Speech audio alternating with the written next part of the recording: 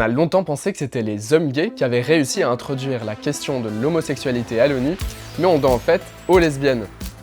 En 1981, des militantes de plusieurs pays viennent de créer la toute première et la seule organisation internationale de lesbiennes de l'histoire, l'ILIS, pour International Lesbian Information Service. J'ai raconté comment elles y sont arrivées dans le premier épisode de cette série, qui retrace l'histoire folle d'activistes en avance sur leur temps. Lesbians of all colors and of all continents stood up clearly and stated their situation.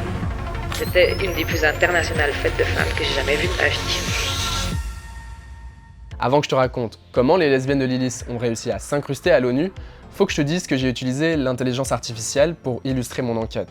Ça m'a permis de générer des images auxquelles on n'a plus accès et qui n'existent pas, et ça m'a aussi aidé à anonymiser les militantes dont je vais parler. En tant que journaliste, je dois respecter des règles de déontologie. C'est par exemple mon devoir de préserver la vie privée et le droit à l'image des lesbiennes de cette histoire, donc je peux pas montrer leur visage. Dans certains cas, si je mentionne leur nom, c'est qu'il s'agit de figures publiques ou qu'elles ont elles-mêmes dévoilé leur identité au grand jour. J'ai parfois modifié des archives avec l'IA, ou alors je me suis basé sur des images d'époque pour en générer d'autres qui soient le plus fidèles possible à la réalité. Mon devoir en tant que journaliste, c'est aussi d'être transparent, donc l'utilisation de l'IA générative sera à chaque fois indiquée.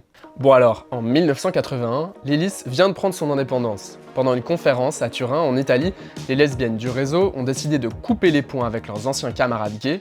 Elles collaboraient avec eux au sein de l'International Gay Association, ou IGA, une organisation homosexuelle mixte, mais elles en ont eu marre du sexisme des militants gays. Parmi les 200 participantes de cette conférence en Italie se trouve une petite nouvelle, Eva Isaksson, une jeune finlandaise sourde qui découvre tout juste l'ILIS. Elle était encore jamais sortie de Scandinavie avant de venir en Italie, mais elle va maintenant enchaîner les voyages pendant une aventure de 3 ans qui vont marquer sa vie.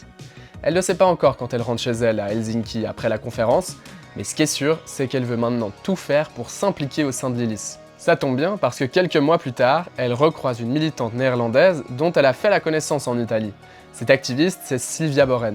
À Turin, Sylvia s'est rendu compte qu'Eva ne comprenait rien au débat en l'absence d'interprète en langue des signes, et elle a donc retranscrit toutes les discussions pour qu'elle puisse participer. Sylvia, elle est très active au sein du réseau et elle gère notamment le secrétariat de l'ILIS depuis Amsterdam. Quelques mois après la conférence de Turin, elle voyage à Stockholm pour participer à une rencontre d'activistes homosexuels et bingo, elle y recroise Eva, qui est aussi de la partie. Sylvia propose alors à Eva de reprendre le secrétariat de l'ILIS. Ça fait un bon moment qu'il est basé à Amsterdam, mais les militantes du réseau aimeraient qu'il tourne entre différents pays. Eva raconte qu'elle meurt d'envie de relever ce défi et elle écrit donc un grand oui avec des étoiles dans les yeux pour répondre à Sylvia. Si elle se décrit comme une jeune tigresse prête à sauter sur sa proie avant cette mission, 3 ans plus tard, elle reconnaît avoir vieilli de 10 ans, tellement la tâche était lourde. En même temps, imagine, de 1981 à 1983, Eva doit rassembler toutes les informations partagées par les membres de l'ILIS pour ensuite les diffuser dans le bulletin d'actualité du réseau. Ce bulletin, elle l'édite elle-même et l'envoie plusieurs fois par année à des centaines de lesbiennes aux 4 coins du monde. C'est aussi elle qui doit coordonner l'organisation de plusieurs conférences de l'ILIS et produire un rapport pour chacune d'entre elles. Et tout ça, elle le fait sans ordinateur et sans internet. Ce travail, il a épuisé les néerlandaises qui s'occupaient du secrétariat avant Eva. Pourtant, les militantes d'Amsterdam, elles étaient expérimentées et elles bénéficiaient des ressources mises en commun par leurs camarades gays avec qui elles collaboraient. Eva, de son côté, elle est toute seule, isolée au nord de l'Europe, nouvelle dans le réseau de l'ILIS et sourde. Sans oublier qu'elle cumule son engagement militant avec ses études en physique théorique, rien que ça. Elle travaille donc sans relâche, malgré des épisodes traumatiques comme celui-là. Je me suis retrouvé à passer une nuit à côté d'une photocopieuse qui ne s'arrêtait jamais, regardant la 3000e feuille de papier sortir lentement, assise en silence, dans un coin, respirant à peine, quand quelqu'un a lancé une pierre à travers la porte vitrée à 3h du matin. Cet exemple, il témoigne des très nombreuses attaques subies par les lesbiennes à l'époque. Quand c'est pas leur intégrité physique qui est menacée, elles courent d'autres risques en militant, comme perdre leur travail par exemple. C'est ce qui est arrivé en 1980 à Eliane Morissan, une enseignante belge de chimie. Elle s'est fait virer après avoir témoigné à la télévision des discriminations qu'elle vivait en tant que lesbienne. Pour lui venir en aide, les membres de l'ILIS organisent une campagne de solidarité internationale. À travers l'infolettre du réseau, elle coordonne des manifestations dans plusieurs pays d'Europe, l'envoi de lettres de soutien et une levée de fonds pour le combat judiciaire d'Eliane.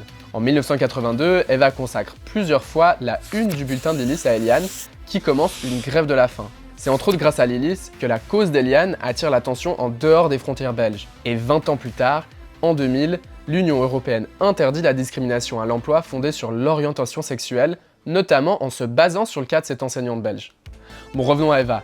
Elle tient bon pendant 3 ans jusqu'à la conférence de Paris de 1983. Dans le dernier rapport qu'elle rédige sur sa machine à écrire, Eva doit mentionner une décision importante qu'ont prise les lesbiennes du réseau. Lilith supprime le terme féministe de sa définition. Ça peut paraître contre-intuitif aujourd'hui, mais c'est lourd de sens pour le mouvement lesbien à l'époque. Déjà pendant la conférence de Turin, tu te rappelles, c'est la première à laquelle avait participé Eva, des militantes françaises expliquaient qu'elles avaient décidé de quitter les féministes pour aller là où, je cite, « l'hétéroféminisme fatigué n'ose pas s'aventurer ». Ce qu'elles entendent par là, c'est qu'elles en ont marre de la lesbophobie des féministes hétérosexuelles qui les invisibilisent et accaparent leur travail. En tant que femmes, les lesbiennes françaises, elles ont souvent commencé à militer au sein du MLF, le mouvement de libération des femmes né dans les années 70.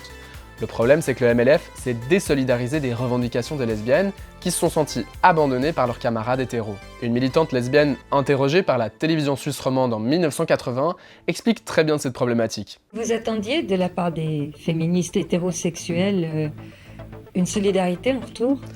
Mais bien sûr, on attend toujours une solidarité en retour.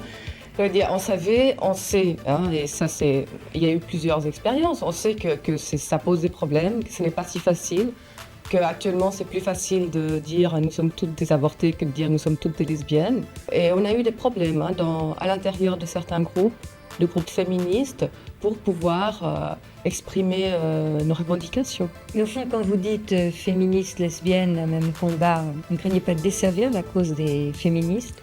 Non, je ne pense pas du tout. Je pense de toute façon, le féminisme est une valeur négative dans cette société. Ça n'a jamais été pris tellement au sérieux. Depuis le début du mouvement, on a dit c'est toutes des lesbiennes, il n'y a qu'à voir, des mal baisés, etc. On ne s'est jamais posé la question de baiser par qui, mais enfin, ce serait intéressant à voir.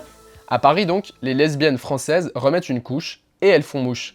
Les membres de Lilith acceptent en séance plénière de supprimer le terme féministe de la définition du réseau qui se présentait jusque-là comme une organisation lesbienne féministe. Évidemment, elles sont toujours en faveur de l'égalité des genres, mais elles revendiquent leur propre mouvement politique, le lesbianisme. Après avoir bouclé ce dernier rapport, Eva est soulagée de passer le flambeau du secrétariat. Elle écrit une lettre dans le dernier bulletin qu'elle envoie en tant que secrétaire du réseau.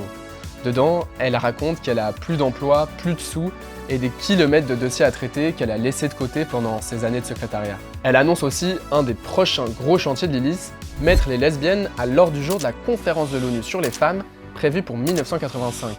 Elle le dit elle-même, ça sera pas son combat, non seulement parce qu'elle arrive au bout du rouleau, mais aussi parce qu'elle a jamais vraiment été intéressée par les grandes institutions internationales. Ce combat, il sera mené par une autre militante qu'Eva connaît bien, Sylvia Boren des Pays-Bas. En juillet 1985, Sylvia et une autre membre de Lilith voyagent jusqu'à Nairobi au Kenya, où se tient la 3e conférence sur les femmes de l'ONU. Sylvia et sa camarade s'incrustent au forum des ONG qui se tient en marge de la conférence officielle. Elles improvisent un stand lesbien sur la pelouse de l'université de Nairobi qui sert de centre de conférence. Leur stand a tellement de succès que des files de gens intéressés se créent pour leur poser des questions. I think I had very good relationship with men, so I didn't become lesbian, and I don't think most lesbians become lesbians out of frustration. We become lesbians because we love a woman. So you can still go out with men? If I would want to, but why should I? Why don't you go out with a woman? I've never thought about it. Why don't you? This is why we are asking so many questions, so that at least we get to know what it is like with another woman without a man, because we don't know it. Évidemment, les deux activistes de Lilith doivent faire face à certains obstacles. Sylvia raconte que la présidente du forum des ONG les a d'abord expulsés. Mais l'incident a eu un tel écho médiatique que la même responsable diplomatique a finalement déclaré à toute la presse le lendemain que toutes les femmes, lesbiennes comprises, étaient bienvenues à la conférence. Sylvia parle aussi d'une campagne de désinformation contre les lesbiennes et elle soupçonne la CIA, rien que ça, d'en être à l'origine. Impossible aujourd'hui de savoir ce qu'il en est, mais tu verras, on entendra encore parler de la CIA à Genève dans le dernier épisode. Sylvia et sa camarade se laissent pas abattre pour autant et elle distribue 4000 flyers comme celui-ci. Dessus, on peut lire les 5 revendications que Lilith a formulées pour l'occasion et qui resteront les demandes officielles du réseau par la suite. On peut par exemple relever le droit à une éducation non sexiste et non hétéronormative. Le duo de Lilith organise aussi des caucus lesbiens chaque après-midi qui deviennent le lieu de rencontre et d'échange pour plus d'une centaine de lesbiennes présentes à la conférence. Mais surtout, elles font du lobbyisme auprès de la représentante du gouvernement néerlandais, et ça marche. La secrétaire d'État Annelien Kappeyne van de Coppelo mentionne la cause lesbienne devant les délégués de 150 autres pays. Among the many different groups of women who are attending this conference, lesbian women are in a special position. their repression even goes so far that it appears that as a group, they do not exist at all. Heterosexual behavior should have no more right to existence than homosexual behavior. C'est la toute première fois que l'homosexualité est abordée dans la sphère onusienne.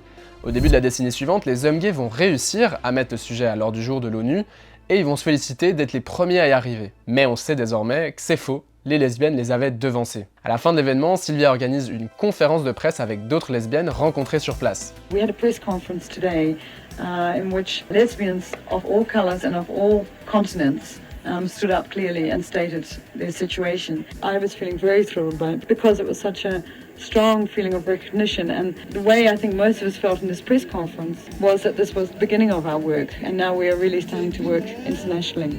Comme Sylvia le dit ici, Nairobi marque un vrai tournant pour Lilith.